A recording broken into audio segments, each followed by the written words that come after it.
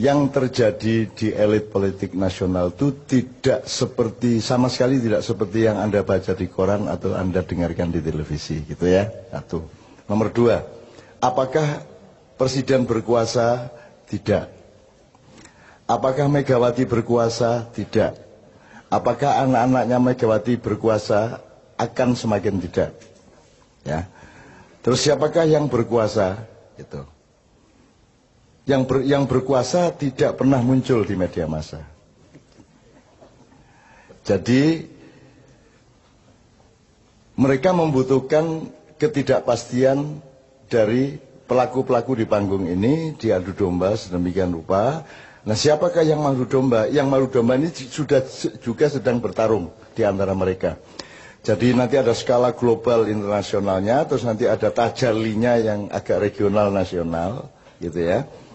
Nah, mereka ini pokoknya kalau ndak Yahudi Timur ya Cina Barat, kan gitu. Kira seperti itu. Nanti timelinenya adalah 5 tahun kemudian 10 tahun ini kita mengalami pertaruhan Indonesia akan dimik kembali bangkit menggeliat atau akan hancur sama sekali dan menjadi bangsa jongos total tahun 2024. Nah, siapakah mereka ini? Pasti adalah konstelasi para pemilik modal, baik di tingkat internasional maupun regional dan nasional. Nah, itu lapisan-lapisan ini juga bertarung satu sama lain, tapi yang pasti ada rasnya mereka. Yang paling bermain adalah orang-orang yang sudah datang ke Nusantara sejak abad ke-13, tetapi sampai hari ini mereka berposisi masih tamu secara kultural di Indonesia. Lagi engko jajal diskusi ning warung-warung, kok isih dayoh maksudnya piye gitu ya. Ya. Jadi ada orang yang sudah kerja dan kaya raya di sini, tapi dalam hatinya masyarakat Indonesia mereka masih tamu, jadi belum pantas jadi gubernur sebenarnya. Loh kok ngguyu gitu loh. Misalnya, padahal dialah yang nanti akan diangkat untuk sampai ke puncak oleh konspirasi itu. Karena nanti yang diciptakan adalah sistem-sistem yang menguntungkan roti dan keranjang-keranjang mereka bekerja sama dengan konstelasi internasional. Nah, jadi saya ingin memperingatkan, kowe isih dayoh, kowe aja banget-banget lemu pecicilan, ya. Iki Indonesia iki aja rumangsamu ming kaya sing kok sangka. Ono liya-liyane loh Indonesia ini. Bangsa Indonesia itu banyak. Dan ada segmen-segmen, ada level-level, ada kesatria-kesatria, ada kader-kader, ada bermacam-macam dari bangsa Indonesia ini yang juga akan menjadi faktor dari berubahnya Indonesia. Jadi jangan dipikir Indonesia akan berlangsung persis seperti yang kalian skenariokan. Ada macam-macam. Bukan hanya manusianya macam-macam, bukan hanya anak mudanya bermacam-macam. Ada arus yang menuju masa silam dan kematian, dan ada arus yang sedang bangkit pelan-pelan menjadi manusia kader Nusantara yang baru, yang semakin banyak jumlahnya di mana-mana, dan usia mereka 10 tahun lagi adalah usia pemimpin di tingkat-tingkat yang bermacam-macam. Maksudku kue iki pemimpin yang berikutnya, ini loh. Jadi siap-siap mulai saiki, ini ya.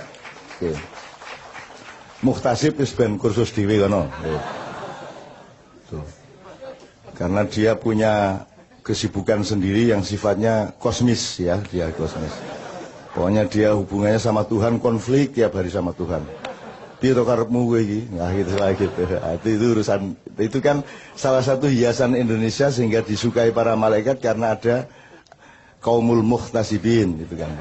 Oke. Oke ya, jadi singkat kata begini.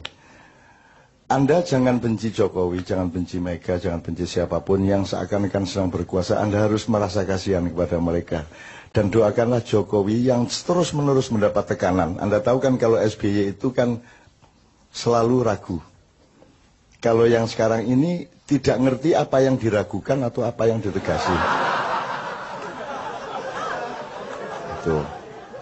Masih lumayan kalau dulu kan masih ragu terhadap sesuatu hal. Ini sesuatu halnya dia tidak ikut menentukan. Jadi arep ragu ki ora ana dalane, arep tegas ya ora dalane, akhirnya sing metu Iku dudu saka atine, dudu saka pikirane dhewe. Gitu ya. Jadi kita doakan mudah-mudahan beliau ini oleh Allah segera dibebaskan dari tekanan-tekanan. Jelas ya? Jelas maksudnya ya? Gue ngerti sastra toh? Nah. Sementara yang sangat bernafsu untuk bertarget tahun ini harus menggantikan orang yang penuh tekanan-tekanan ini. Kita doakan mudah-mudahan dia tidak diberi kesempatan oleh Allah untuk bersu'ul khotimah. Iki ya jelas tau kudune. Nah, gitu. Jadi nek di YouTube iki berdebat sih lagi ngafirke aku gitu. Gitu teman sekalian wes. Untuk itu emang Anda terpengaruh dengan semua itu kan tidak. Anda kan punya kedaulatan, Anda kan punya kemandirian, Anda punya keyakinan hidup. Dan semakin hari Anda semakin tenang dengan keyakinan Anda. Dan Anda tahu rakyat Indonesia kan sama sekali semakin tidak tergantung kepada pemerintahnya. Mau dolar 18.000 iki ya. Ora berpengaruh kanggo sing nggawa payung ning ngarepe mall kae. Wis pokoke nek nggawa payung ana udan nyeterke nang mobil entuk piro ning prapet piro kan Anda semua kan tidak terlalu terpengaruh. Bahkan di Jawa Timur anak-anak muda lantang, ayo iki yuk gurung mundai BBM ya apa iki.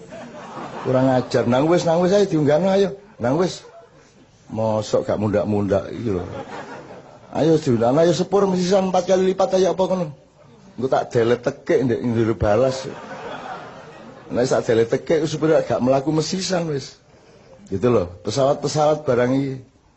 Lho wong bagaimana kita mau bikin konferensi Asia Afrika? Asia Afrika itu kan Bung Karno punya karya. Itu kan konferensi negara-negara non-blok. Non-blok. Lho kowe iki gak konferensi non-blok kok njaluk pelindungan nang jeraganmu iki piye? Njur pura-pura digawe pesawat tapi didandani sik le dandani regane luwih larang timbangane pesawat sing dikekke. Piye coba kowe? Kuwi kan ya Allah ya Rabbi, memang presiden itu syaratnya satu kok, harus tahu apa yang harus diragukan dan apa yang harus ditegasi. Iki ora ono bahane iki, arep ragu ya ora cetha, arep tegas ya ora cetha kan begitu. Kan nyenengke kok kuwi. Tidak pernah ada bangsa yang mendapat hiburan sebagaimana kita. Itu kan? Tidak, jangankan kan kalau dalam Islam tuh, kalau dalam bahasa Arab tuh ada namanya uslub. Uslub itu diplomasi tingkat tinggi. Seperti saya mengatakan, mudah-mudahan segera terbebas dari tekanan, itu uslub.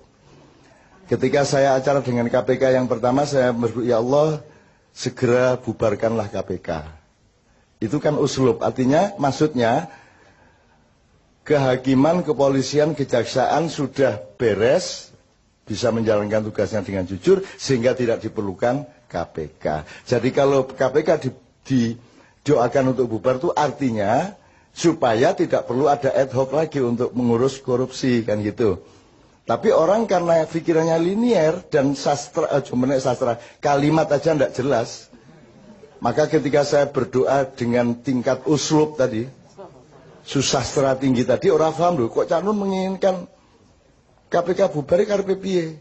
Loh, nek KPK bubar berarti hukum sudah beres, kan begitu. Karena hukum belum beres, pelaku-pelakunya belum beres, diperlukan perangkat pembantu pemain bon-bonan yang namanya KPK. Kan begitu kan?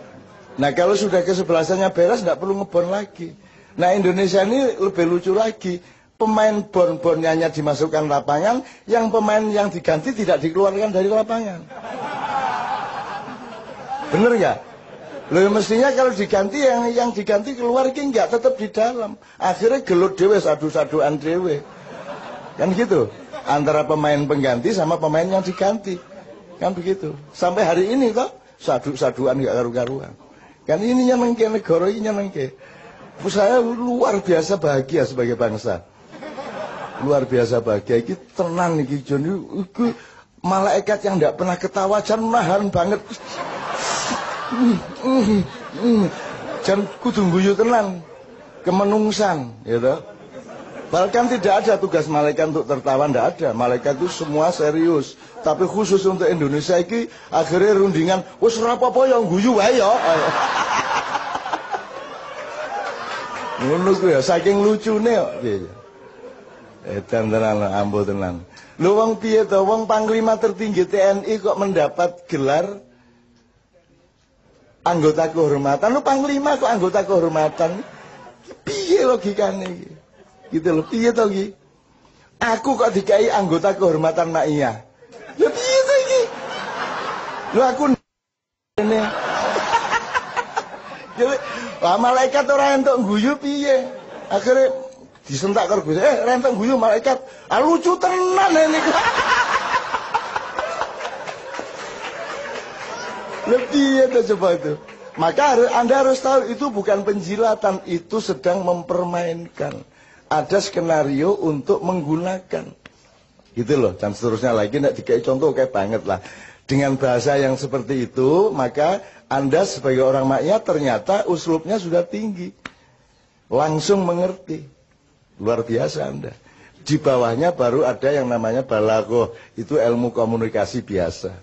Nah ini balaghah aja belum nyampe, jadi nggak ngerti bagaimana ngomong sama Amerika, bagaimana ngomong kepada Singapura, nggak punya uslub. Kan tidak perlu menentang untuk menentang. Gitu loh. Kan saya sering sudah kasih contoh yang kecil-kecil toh. Gue nek diajak kerengan iki moro bisi ono. Gue nek kerengan karo aku mesti kalah. Wis mending wis mlayu saiki mlayu. Akhirnya mesti budina melayu kae padahal nek kerengan tangan ya kene kalah jane. Itu namanya uslub. Itu puncak dari balaghah ya Ustaz ya. Puncak dari balaghah. Itu teman sekalian. Oke. Lo sekarang itu bagaimana mau balaghah aja nggak ngerti kok. Mosok sambat saya mau dijatuhkan lo sama JK. Loh, kok ngomong ngono iki lho mbok sing rada bahasa sing rada samar sithik apa piye ngono lho. Sing lelu tapi jenenge lugu kan ya ora mlebu neraka wong lugu. Lugu ora ngerti ya.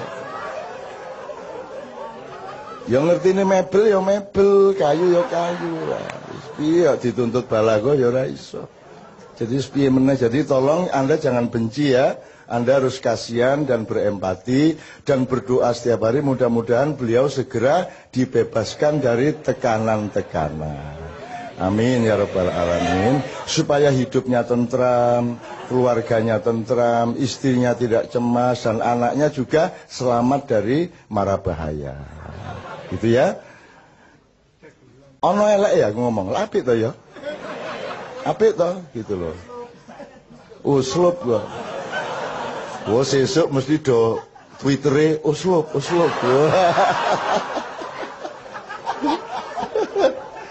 Are-are AS Hikam ditawur ya are-are. Jobol are-are. Profesor ngawur, profesor gue. Mosok ono sing ngomong bapak ini profesornya tinggal buta tok. Ono sing ngono kuwi kurang ajar. Ono sing ngomong ngono. Anda mestinya mbok menghibur dengan dialog, dengan lagu dangdut kayak apa-apa gitu loh. Hikam manis, yang hikam manis. Pandang tak jemu loh.